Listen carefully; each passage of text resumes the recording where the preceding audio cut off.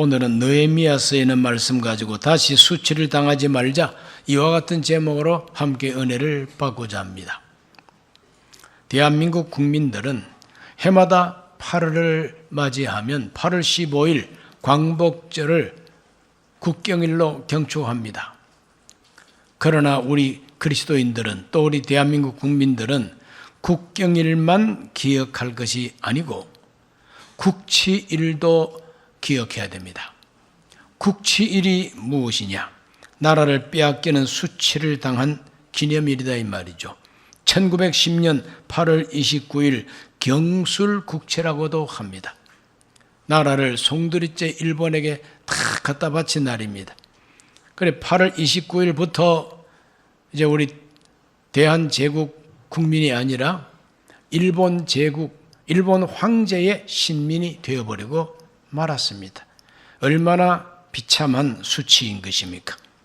그 후 35년간 우리는 일본 제국주의 그 압박과 서름에서 살아야만 했습니다. 온갖 슬픔과 억울함이 점철되어 있습니다. 독립운동을 하시는 분들도 많고 미래를 위해서 준비하는 분들도 많았지만 그러나 평탄하지 않았습니다. 그 무서운 압박과 서름, 그러나 하나님의 섭리로, 미국 중심으로 태평양 전쟁 승리로 우리 대한은 해방을 받게 되고, 해방된 지 3년 만에 세계가 승인하는 대한민국이라고 하는 국가가 확실하게 세워지게 됩니다. 그때부터 오늘까지 우리들은 국제적인 그 모든 우방과의 협약과 우방과의 소통, 그리고 통상 외교로 이만큼 발전된 나라를 지금 우리는 살고 있습니다. 잘 살다 보니까 옛날에 우리가 얼마나 수치를 당했는가를 잊어버릴 수가 있는데 8월 29일이 이번 주 목요일입니다. 그러므로 우리는 국치일을 잊지 말고 다시는 수치를 당하지 말아야 되겠다, 이와 같은 각오를 다짐해야 마땅한 줄로 생각합니다. 다시는 수치를 당하지 말자, 이와 같은 이 각오와 이 다짐은 새삼스러운 것이 아니라 오래전에 성경에도 이 말을 국민 비전으로 제시한 분이 있습니다. BC 444년경에 느헤미야의 비전 제시가 바로 그것입니다. 느헤미야는 국민들 앞에 비전을 제시합니다. 비전이 무엇이냐 하면은 전 국민이 함께 바라보고 나아가야 할 목표, 이것이 국가 비전입니다. 국가 최고 지도자가 제시하는 비전은 온 국민이 함께 바라보고 나아가야 할 목표입니다. 느헤미야는 유다 총독으로 부임해서 이 비전을 제시한 겁니다. 예루살렘 성을 다시 건축하자는 비전이었어요. 느헤미야 2장 17절을 다 같이 봅니다. 후에 그들에게 이르기를 우리가 당한 곤경은 너희도 보고 있는 바라. 예루살렘이 황폐하고 성문이 불탔으니 자 예루살렘 성을 건축하여 다시 수치를 당하지 말자. 이것이 바로 국민에게 제시하는 비전 제시였던 겁니다. 정말 가무로 메마른 땅에 단비가 오는 것처럼 그 유다 백성들 마음이 바싹 가물어 있는데 새로운 지도자가 와서 참 좋은 비전을 제시하니까 그들 모두가 감동을 받고 자 일어나서 우리 함께 건축하자. 52일 만에 예루살렘 성벽을 다 완공했다고 성경은 말합니다. 아니 2달도 못 되어서 성벽을 번듯하게 건축할 수 있는 일을 왜 100년이 가까이 되도록 다시 쌓지도 못하고 있었느냐? 그거는 비전을 제시하는 지도자가 그동안에 없었기 때문에 그런 겁니다. 그래서 지도자가 참 중요한 것입니다. 이렇게 그들은 52일 만에 기적을 일으켰습니다. 하나가 되면 기적이 일어난다고 하는 그와 같은 진리인 것입니다. 따라합시다. 하나 되면 기적이 일어납니다. 하나 되면 기적이 일어납니다. 그러나 느헤미야는 52일 만에 성벽을 완공했다 할지라도 그것으로 만족하지 않습니다. 눈에 보이는 예루살렘 성보다도 보이지 않는 국민들 마음에 있는 예루살렘 성이 무너져 있음을 느헤미야는 알고 있습니다. 그래서 그는 국민들을, 백성들을 하나님의 성전 앞에 모아놓고 부흥운동을 일으키고 개혁운동을 일으키고 회개운동을 일으키게 됩니다. 느헤미야 9장 1절로 3절을 읽어봅니다. 그달 서무 나흘 날에 이스라엘 자손이 다 모여 금식하며 굵은 베옷을 입고 뒷걸을 무릅쓰며 모든 이방 사람들과 절교하고 서서 자기의 죄와 조상들의 허물을 자복하고 이날의 낮 4분째 일은 그 제자리에 서서 그들의 하나님 야훼의 율법책을 낭독하고 낮 4분째 일은 죄를 자복하며 그들의 하나님 야훼께 경배하는데, 낮 4분째 일은 3시간입니다. 3시간 하나님의 말씀을 들었다는 거예요. 낭독하는 말씀을 들었습니다. 3시간을 가만히 듣는다는 게 보통 일입니까? 30분만 넘어도 자꾸 시계 보는 오늘 이 시대의 성도들도 있는데, 그때 3시간을 낮 4분째 일을 하나님의 율법 낭독을 들었다 그랬어요. 그리고 나머지 또 3시간은 자기들의 죄를 자백하고 고백하고 울면서 하나님 앞에 굵은 베옷을 입고 참회하는 시간을 가지고 하나님을 경배했다고 성경이 말합니다. 이것은 눈에 보이지 않는 마음에서 무너져 있는 하나님의 거룩한 성을 다시 쌓자고 하는 느헤미야의 비전 제시였던 것입니다. 그들은 이와 같이 철저하게 회개하면서 옛날 광야 생활할 때 자기들의 조상들이 하나님 앞에 은혜를 받아놓고도 또 넘어지고 쓰러졌던 배은망덕의 죄를 회개했습니다. 또 자기 시대에 자기들의 허물도 하나님 앞에 솔직하게 다 자복합니다.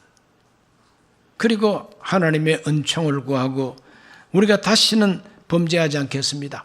그래서 모인 사람들 대표자들이 다 서명하고 사인하고 해서 하나님 앞에 견고한 언약을 내놓았다고 성경은 말합니다.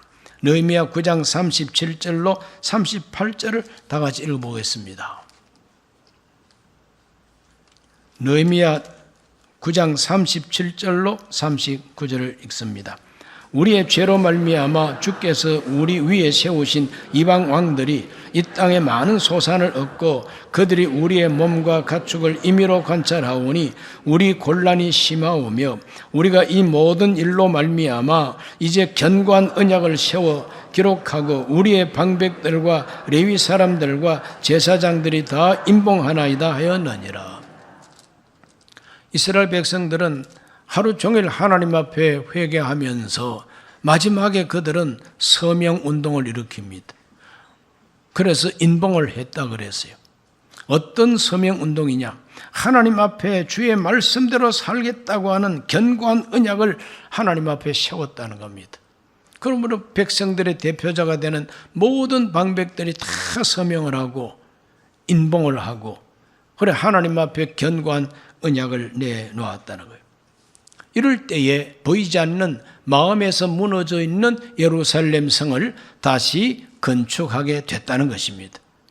그 후에야 비로소 성벽 봉헌식을 가지게 됩니다. 이 성벽 봉헌식은 이와 같이 눈에 보이는 성을 다시 쌓고 보이지 않는 성까지 다시 쌓고 난 다음에 하나님 앞에 성벽 봉헌식을 가집니다. 느헤미야 12장 27절을 읽어봅니다. 예루살렘 성벽을 봉헌하게 되니 각 처에서 레위 사람들을 찾아 예루살렘으로 데려다가 감사하며 노래하며 제금을 치며 비파와 수금을 타며 즐거이 봉헌식을 행하려 하매. 정말 악기를 연주하면서 백성들이 다 모여 즐거워하면서 하나님 앞에 봉헌식을 가졌다는 겁니다. 12장 43절 말씀도 읽어봅니다. 이날에 무리가 큰 제사를 드리고 심히 즐거워하였으니 이는 하나님이 크게 즐거워하게 하셨습니다. 부녀와 어린 아이도 즐거워하였으므로 예루살렘이 즐거워하는 소리가 멀리 들렸느니라. 예루살렘이 즐거워하는 소리가 멀리 들렸다 그랬어요. 하나님이 그들에게 즐거움을 주셨다는 거예요. 하나님의 거룩한 성 예루살렘 성을 다시 쌓고 그 안에서 기뻐하고 즐거워하는 것이 예루살렘의 평화였던 겁니다. 예루살렘의 즐거움과 평화가 가득했다. 언제? 눈에 보이는 성과 보이지 않는 성을 건축했을 때 하나님이 내려주시는 즐거움이었다. 그래서 우리는 교훈을 받습니다. 따라 하실까요? 먼저 성을 건축해야 평화가 온다. 무너진 성을 먼저 건축해야 하나님께로부터 즐거움과 평화가 온다는 겁니다. 눈에 보이는 성을 건축해야 되고 보이지 않는 마음의 예루살렘 성도 건축해야 하나님께서 즐거움을 주고 평화를 그들에게 준다는 겁니다. 그러므로 우리는 이 교훈대로 저와 여러분 모두가 다 먼저 우리 마음의 믿음의 성이 어떠한지를 살피고 내 속의 믿음의 성이 혹 무너졌다면, 한쪽이 무너졌다면 다시 보수하고 재건축해야만 될 것입니다. 우리가 하나님 앞에 든든하게 재건축해야 할 믿음의 성이 무엇입니까? 그것은 바로 오중복음을 믿고 삼중 축복의 소망을 가지고 생각과 꿈과 그리고 믿음과 입술의 선포로 말미암아 4차원의 영적 세계로 신앙생활을 바로 하는 것이 바로 믿음의 성을 재건축하는 것입니다. 여러분 모두가 다 이 믿음의 성을 재건축하시기를 주의 이름으로 축원합니다. 뿐만 아니라 대한민국을 사는 우리 대한민국 국민들은 버려진 채로 황폐한 채로 방치되어 있는 대한민국 국가 정체성을 다시 성을 건축하듯이 쌓아야 된다는 겁니다. 황폐하게 무너져 있는 이 국가 정체성이라고 하는 바로 이 성이 무너져 있습니다. 이걸 다시 반듯하게 든든하게 쌓아야 된다는 거예요. 마음만 있으면 얼마든지 쌓을 수가 있다는 거예요. 52일 만에 예루살렘 성벽을 다 완공한 것처럼 대한민국 국민들이 마음만 먹고 마음만 일치하면 금방 쌓을 수가 있는 성이 국가 정체성의 성이라는 것입니다. 그럴 때에 하나님께서 평화를 주시고 그럴 때에 하나님께서 그곳에 즐거움을 주신다는 것입니다. 믿어지시면 아멘 하십시오. 이와 같이 이스라엘 백성들이 보이는 성을 쌓고 보이지 않는 성을 쌓기 위하여 성전 앞에 모여서 역사 속의 모든 죄악까지 자복하고 새롭게 견고한 언약을 하나님 앞에 세웠던 것처럼 우리도 본받아야 된다는 겁니다. 국치일, 국가적으로 수치스러운 날입니다. 이걸 우리가 기억해야 된다는 겁니다. 그걸 기뻐하고 경축하자는 것이 아니라 이거 잊어버리지 말고 여기에서 교훈을 받아서 반성해야 된다, 자복해야 된다. 그래서 새롭게 다짐해야 된다는 겁니다. 유명한 철학자의 말이 있습니다. 한번 따라 하실까요? 역사 속에서 배우지 못하면 같은 역사를 되풀이한다. 역사 속에서 배우지 못하면 깨닫지 못하면 같은 역사를 되풀이한다는 거예요. 커다란 연못에 낚시꾼들이 붕어를 낚으려고 잉어를 낚으려고 낚시를 하는데 이 고기들은 옛날부터 지금까지 계속 낚시꾼들에게 낚여와가지고 붕어찜도 되고 잉어탕도 되고 이럽니다. 아니 저 고기들은 그 정도로 잡혔으면은 조상적부터 대를 이어가면서 잡혀 올라갔다면 이제는 좀 깨닫는 바가 있어가지고 붕어들이 잉어들이 모여서 연합회를 조직하고 우리가 절대로 이제는 떡밥을 물지 말자. 그렇게 단합했으면은 다시는 붕어찜을 사람에게 제공하지 않아도 좋을 거 아닙니까? 그러나 이 붕어 동네, 잉어 동네에는 깨닫지를 못합니다. 배움이 없습니다. 연못 속에서 조상적부터 그냥 낚싯밥으로 그냥 낚여 올라갔던 이 슬픈 역사에 대한 이 비통한 이 비참함을 그들은 깨닫지를 못합니다. 그렇기 때문에 오늘도 주일 예배 안 드리고 지금 붕어 낚으러 간 사람이 있을지도 모르겠어요. 깨닫지 못하면 같은 역사를 되풀이 하는데, 이게 붕어 이야기, 잉어 이야기만 아니라 사람도 마찬가지라는 거예요. 미장원에 가서 머리 잘 꾸미고, 이발소 가서 머리 미끈하게 하고 좋은 신사복 입고 온갖 좋은 차를 타고 다녀도 역사 속에서 깨닫지 못하면 같은 역사를 되풀이할 수밖에 없는 이와 같은 운명에 처하게 된다는 겁니다.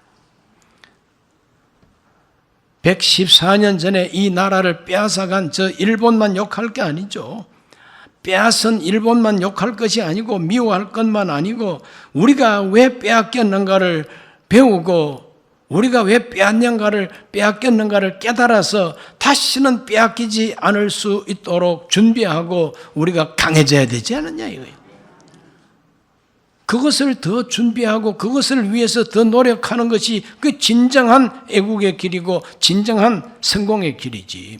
계속 미워하고 욕만 하고 일본 제품은 사지도 말라, 이러한 반일 감정만 부추겨 가지고는 그 나라의 희망이 없는 것입니다. 왜 빼앗겼는가? 오늘 우리들은 국치일을 맞이해서 치욕을 당한 원인이 무엇인가? 그 원인을 인정하고 자복해야 할 일들이 있습니다. 우리가 인정하고 자복해야 할 일들이 분명히 있다는 거예요. 두 가지를 여러분에게 말씀드립니다. 우리가 자복하고 인정해야 될 첫 번째는 뭐냐? 부정부패입니다. 부정부패를 하나님 앞에 자복해야 됩니다. 잠언서 14장 34절 말씀에 공의는 나라를 영화롭게 하고 죄는 백성을 욕되게 하느니라 그랬어요. 죄가 무엇입니까? 부정부패입니다. 공평하고 공정하고 정의롭고 누구에게나 적용되는 법치국가를 세우면은 백성들이 영화롭게 됩니다. 그러나 자기 마음대로 독재하고 자기들 좋은 대로 악법을 만들고 착취하고 그러면 백성을 욕되게 할 수밖에 없다는 것인데, 바로 이 말씀이 그대로 이루어진 것이 114년 전 대한제국 말기입니다. 하수구가 막히고 화장실에서 그 오물이 안 내려가면은 온 집안의 악취가 진동을 하는 것처럼 쌓이고 쌓인 부정부패가 나라를 망하게 했던 것입니다. 지도층부터가 부정부패했어요. 고종 황제 자신부터가 부정부패한 사람이었습니다. 그 고종 황제 측근에 있는 사람들이 권력을 잡고 얼마나 부정부패를 일삼았던지 민심이 떠나버렸습니다. 민심이 떠난 증거가 뭡니까? 밀란이 일어난 겁니다. 더 이상 못 참겠다는 거예요. 그래서 죽창을 들고 나오고 낫과 곡괭이를 들고 나와가지고 공무원들을 쳐 죽이면서까지 혁명을 일으켰던 것이 통합농민혁명 아닙니까? 그런데 왕이라고 하는 사람이, 왕비라고 하는 사람이 외국 군대를 불러다가 자기 백성들을 신식기관총으로 다 죽여버렸습니다. 청나라 군대를 초청하고 일본 군대는 자발적으로 들어오고 이래가지고 이 한반도에서 저 청나라 군대와 일본 군대가 전쟁 벌인 것이 청일전쟁이고, 그래서 일본으로 돌아가려고 하는 일본 군대를 잡고 저 통합군을 제압해달라고 부탁한 것이 고종입니다. 그래서 기관총을 딱 갖다가 장치를 해놓고 죽창 들고 올라오는 우리나라 통합군 농민들을 기관총으로 다 쏴 죽였어요. 여러분, 죽창하고 기관총하고 누가 이깁니까? 그 말이 안 되잖아요. 누가 이와 같이 죽창 들고 올라오는 국민들을 기관총으로 죽이게 했습니까? 일본이 먼저 그렇게 하겠다고 한 것이 아니라 우리나라 왕실에서 그렇게 해달라 그랬습니다. 이것이 사실입니다. 이렇게 고종 황제부터가 부정부패의 원흉이었습니다. 국가 재정이 파탄났습니다. 고종 황제가 되고 난 다음부터 자기 용돈이라고 하는 내탕금을 갖다가 확대하면서, 그래서 1년 국가 재정만큼이나 되는 그 어마어마한 국고를 자기 소유로 만든 사람이 고종 황제님이십니다. 국가가 바닥이 나니까 국가 채무가 상승하게 되는 것이죠. 거기에다가 민비는 미신에 빠져가지고 비싼 굿을 계속 그냥 합니다. 그래서 진령군이라고 하는 무당을 불러서 진령군이라고 하는 벼슬까지 주면서 무당을 숭상했던 사람이 민비요 고종 황제였습니다. 매관매직까지 했습니다. 어느 고을 태수가 되는데 얼마, 어떤 벼슬은 얼마, 이래가지고 그냥 매관매직을 합니다. 돈 주고 벼슬을 샀다면 오래오래 하는 것도 아니고 그 뭐 길어야 1년, 짧으면 몇 개월 만에 또 날려버립니다. 그러므로 내 벼슬 자리가 날아가기 전에 본전 건져야지, 이래가지고 국민들을 막 짜먹었던 겁니다. 그래서 동학혁명이 일어나게 되는 것이죠. 매관매직입니다. 외척들이 얼마나 국고를 착복했던지 민비의 그 척족들이 나라의 돈을 착보합니다. 군인들에게 줘야 할 봉급을 안 주고 자기 호주머니 집어넣었습니다. 이것 때문에 이모군란이 일어나서 민비 자신도 죽을 뻔했지 않습니까? 이와 같이 지도층부터가 부정부패함으로써 대한제국은 멸망에 이르게 되고, 외국이 우리를 집어삼키기 전에 우리 내부에서 썩어 문드러졌다는 겁니다. 부정부패, 이것을 우리가 알고 하나님 앞에 자복해야 되는 것입니다. 두 번째로는 국제정세에 대한 무지입니다. 뭘 몰라? 당시 세계 패권 다툼은 영국과 러시아의 그레이트 게임이었습니다. 그런데 우리나라 왕실과 지도층들은 까마득하게 모릅니다. 그러므로 외교에 실패합니다. 1894년 청일전쟁 터졌죠. 일본이 승리합니다. 시모노세키 조약이라고 이제 일본과 청나라가 전쟁 끝나고 난 다음에 모여가지고 약속을 하고 협약을 합니다. 그 1조가 뭐냐 하면은 청국은 조선국이 완전한 자주 독립국임을 인정한다. 500년 동안 사대주의에 빠져가지고 중국을 숭상하고 숭배했던 이 조선에 해방을 준 것이 바로 청일전쟁인 것입니다. 그래서 중국으로부터 독립이 됐다는 걸 기념하기 위해서 세운 문이 서대문에 있는 독립문입니다. 자, 이 정도 되면은 이 국제 정세가 어떻게 돌아가야 된다는 걸 알아야 되겠는데, 민비와 우리 고종 황제는 세계 정세에 대해서 도무지 깜깜입니다.